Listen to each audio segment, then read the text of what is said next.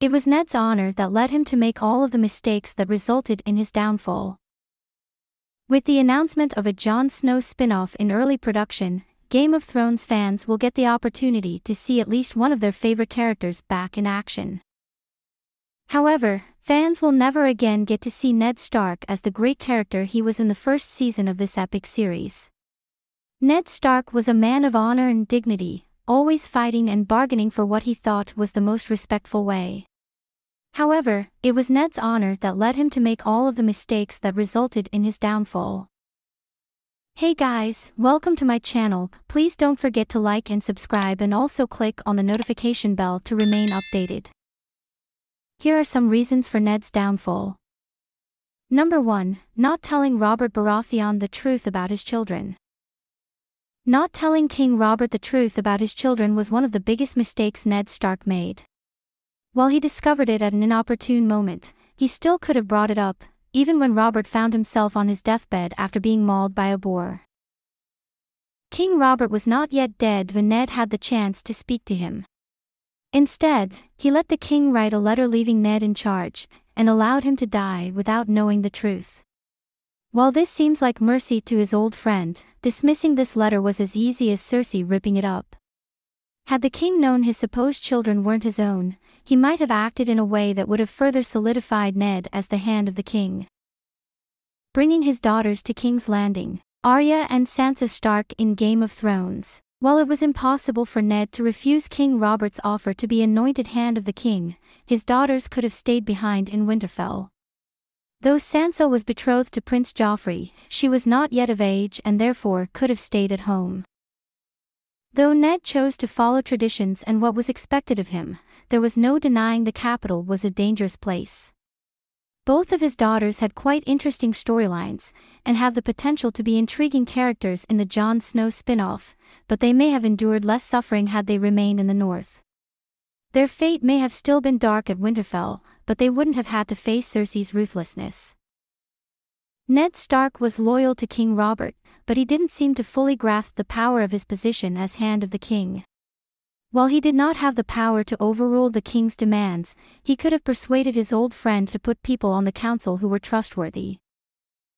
After Robert's death, he had the opportunity to use his position to gain the power of the guard and separate Cersei from her impressionable child king. However, his honor and lawfulness allowed his judgment to cloud his ability to use his power to keep control on his head. Number 2. Investigating Jon Arryn's death. When Ned reached King's Landing, it didn't take him long to realize the death of the former king of the Hand, Lord Arryn, wasn't due to natural causes. This led him to begin investigating the reason for the Hand's untimely death. However, in doing so he began investigating the same secrets in the capital that cost Lord Arryn his life in the first place. Instead of investigating things discreetly, he had the help of different people within the castle that were only loyal to themselves. Number 3. Trusting Littlefinger. When he was investigating the death of Jon Arryn, he trusted many people he didn't know well. Littlefinger was a close friend to his wife Catelyn and therefore Ned thought he could trust the man to help. However, Littlefinger was the evilest villain in Game of Thrones. While he didn't try to usurp any thrones or murder a monarch, he had no problem backstabbing whoever he needed to get what he wants. Trusting the man who was in love with his wife was one of his most fatal mistakes. Number 4. Dismissing Renly's plan. It was a shame to see Ned die by the end of the first season, but he did have a chance to fight for his own survival. Following the death of his brother King, Renly confronted Ned and proposed they separate Cersei from Joffrey and hold the new king hostage.